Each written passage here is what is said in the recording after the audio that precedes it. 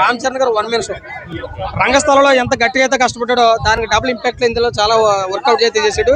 Cinema first నుంచి last వరకు ఒక లెక్క అయితే లాస్ట్ 20 minutes సినిమా ఒక లెక్కలో వెళ్ళిపోయింది. చాలా చిన్న క్యారెక్టర్ కూడా ఒక స్పెషల్ మేక్ ఓవర్ ఇచ్చాడు.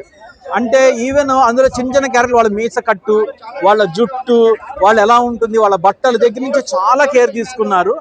రెండు ఫోటోగ్రఫీ ఎక్స్ట్రాడినరీ. అయితే అన్నిటికన్నా బిగ్గెస్ట్ హైలైట్ ఏంటంటే స్క్రీన్ మీద సింగిల్ మన షోల్డర్ మీద రామ్ చరణ్ ఎక్స్ట్రాడినరీగా తీసుకెళ్లాడు సినిమాని. ఆయన చూస్తుంటే రియల్ అథ్లెట్స్ కన్నా కూడా ఫిట్నెస్ ఎక్కువ కనిపించింది. So Ram Charan hard work కి, రామ్ చరణ్ డెడికేషన్ కి ఎలాంటి వాళ్ళైనా సరే కదిలిపోతారు.